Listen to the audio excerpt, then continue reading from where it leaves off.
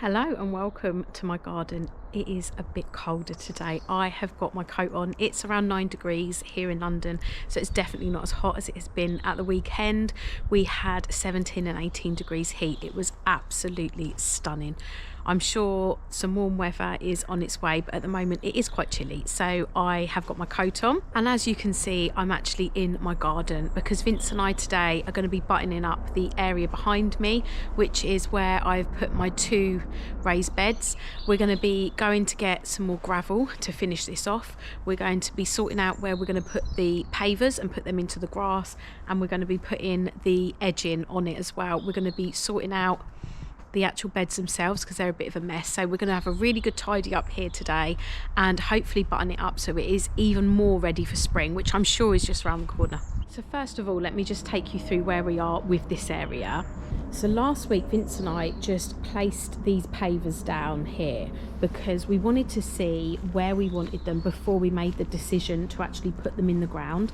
So I wanted them with a bit of space in between them. I wanted the grass to be there, so sort of more like a stepping stone look, because eventually I want to have this area here, the same pavers but just a path, so a block path going into these stepping stones here where there's a bit more space, and then I wanted a smaller version of these going to this area here.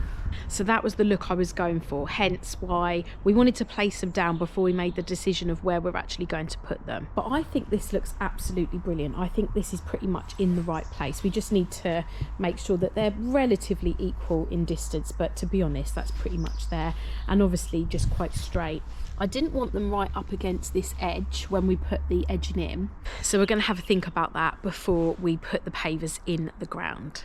We are going to go and get another load of the stones because we need to go this area here and down the front, which isn't that much, but we then need to go up here, down the back of the greenhouse. We want it here, and we want all along the back here as well. So we are going to get another bag load of the stones just to fill in those areas, and then we might even have some left over as spares as well in case we need to patch in any bits. I am going to keep these beds here, so I've had them placed here to see if I liked it, and I am going to keep them here. I'm actually going to open this one up and put it round this tree, and I'm going to prop that up like this. So this here, where I'm tapping with my foot, I don't know if you can see that, that will be the other side of this, and then this path, we're going to have this down. This is a piece of a paving slab, but we're going to use that along with these little pieces to keep the path going through the apple tree archway. And then I'm just going to have nice perennials in these beds to attract lots and lots of pollinators, and I will probably fill them at the end of this year with tulips so that I have a nice display of tulips come spring every year. But I'm excited about that area as well. It's actually just started raining, so I've just come into the greenhouse because I'm sure it's just going to be a little shower. But the next thing that we really need to get done is the raised beds. So they're a bit of a mess. I haven't looked after them over winter. They had so many strawberry runners in them that I just plonked in there, covered over and left basically, and it looks like something's been digging in there. A lot of them have been covered over. I don't know what is in there, so I need to have a good rummage, get the strawberry plants that are okay, and maybe just put them in a line along one side. I've got some compost to actually top them up with, so you can see that here. And that is actually the brand Verve, and it is from B&Q. It's really reasonably priced, but in previous years I haven't found it very great quality. So what I've done is I thought I'm going to give it another go. It's been a good couple of years since I used it. It is really reasonably priced, and for something like filling up quite a large bed like I'm going to be doing. If you remember, I put at the bottom of these beds lots of logs and twigs and things like that, and then I put in cocoa coir. So it definitely needs some sort of compost in there because it needs some nutrition, and they're also going to be really uneven because the logs and the twigs and everything would have settled down a little bit, and the cocoa coir would have obviously dropped down into that. So I thought, okay, let's give it a go. It's reasonably priced and I need quite a lot of it to top these beds up, so this is my little test to see how that compost is this year. And while I'm here in the greenhouse, I'll show you what's going on in here. So this is one of my chilies that I overwintered. This is the hot wax, I believe. Yep, that's the hot wax. It's doing really well, as you can see. It's already really looking quite healthy. You can see where I cut it back last year. So that's that one doing really nicely. These are some of the seeds that I sowed a couple of weeks ago. So pretty much all of my cabbages have come up. I've got Offenham. What else have I got? Red drumhead. What else have I got? And greyhound cabbage. I've got rocket there, which has come up nicely.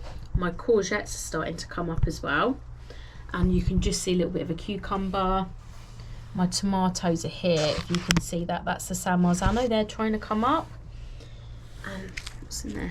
And here you can just see a tiny little bit of green. That is the basil. So they're looking good. And tomorrow I will actually prick them out and pop them on. The ones that have come up, so like the cabbages and the rocket especially, because there's quite a few of them in there. And I will just put them on tomorrow. These are my tiny Tim tomatoes, which I sowed around a month ago. And they're all looking really good. I think I might actually pop them on tomorrow as well.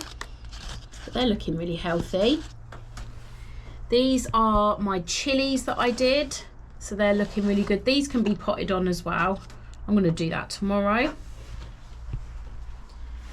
My potatoes, which I'm going to be doing some of these in buckets this year, and some of them just in the ground in raised beds at the plot. So I've got quite a little selection here, but some of these, like the first earlies and the second earlies, will be going in pretty soon.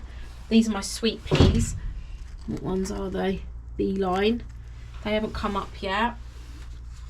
And I've just got some bits and bobs here. I've got Lily of the Valley. I've got a clematis, which is starting to grow back. And I've got a couple of other chili plants that I overwintered, and they're looking really good as well. And I must show you my peas. My peas are all coming up really nicely. They look good, don't they? I'm really pleased with them. So there's a lot going on in here. Oh, I've got something really, really exciting to show you actually. Has it stopped raining? It has. I can't believe this. So a few years ago, I got some mistletoe seeds and I put them on my apple tree. And this was 3 years ago. So this is the 3rd year since I did it. And look, the mistletoe has actually started growing. Where's the other one?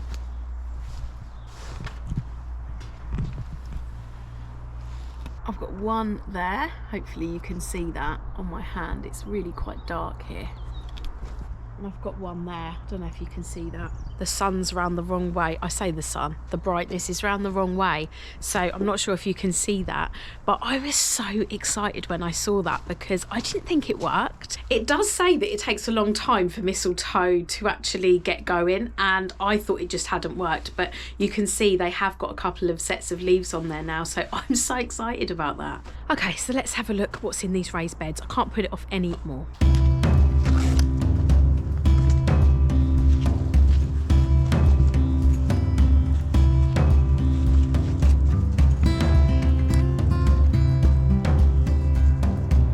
It's not actually as bad as what I thought it would be. A lot of the strawberries are actually doing fine. It looked a lot worse than it was. So I think what I'm going to do is just grab a couple of the weeds that are in here because we don't want them.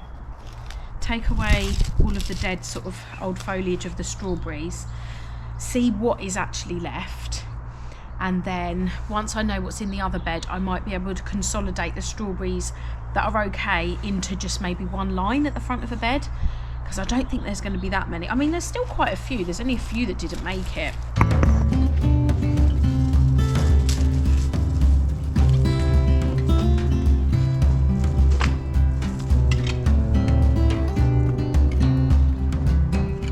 So this one is in worse shape than the other one. I mean, there's a few here. The roots have actually grown through the bottom of the pot, so I can't actually move that. But, I mean, look at that. But that's okay. So I've got a couple of strawberries that do seem okay in these pots. And a couple of bits of green here. So it's not as bad as I sort of first thought. Got one here. Got something here. I don't know what that is. And maybe one there. But you can see this is the bed that a lot of animals have been in having a lovely time messing up all the cocoa coir. But I think I can definitely rescue maybe 1, 2, 3, 4, 5, 6, maybe 7 out of this bed. And I think I've got about 15 in this bed. So over 20 strawberry plants made it over the winter in this condition. So I'm quite pleased with that, to be honest. So Vince has just got here with the stones. He's just grabbing a wheelbarrow from the back. I am going to just clear the little bits around from the side, like the netting, and we're going to fill this area up.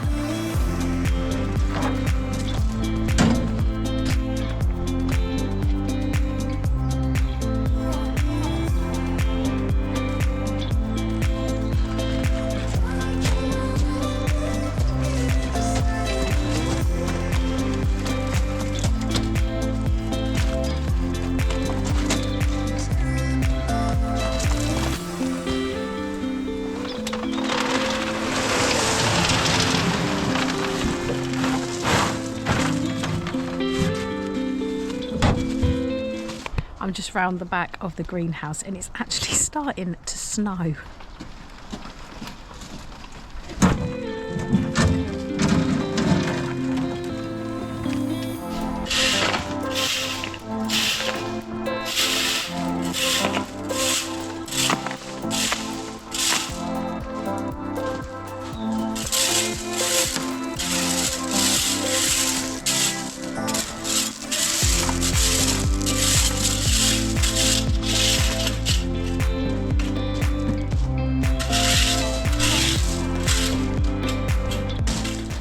So as you can see behind me, we're pretty much nearly there with covering this area now.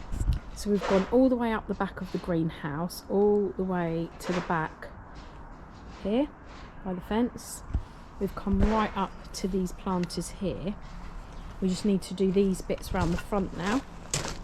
This bit here. We've also gone all the way along here. So it's sort of starting to take shape now. And you can sort of, with a bit of an imagination, picture what this area is actually going to look like.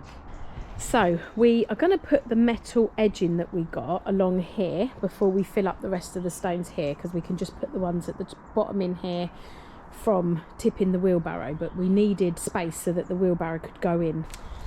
But we think that this is pretty much a straight line. Now nothing is really straight in the garden, which is why we can't really measure it to anything, but from eyeballing it, this looks like a good line and a good place to put the metal edging. So this is the edging that we've got. You might remember it from previous videos, and that is going to be in the ground here to stop the stones from coming over.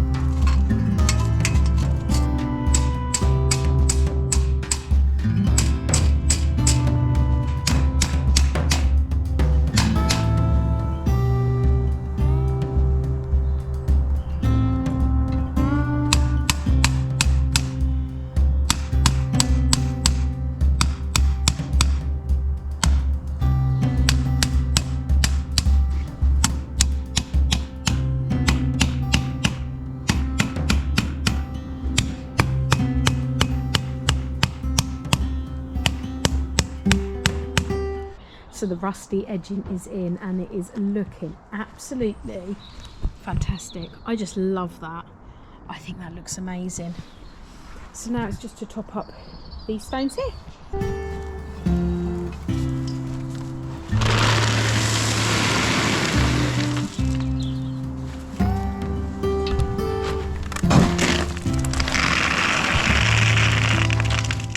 So Vince is now just doing the last wheelbarrow of stones, and that will go just here, but you can just see how amazing that looks now.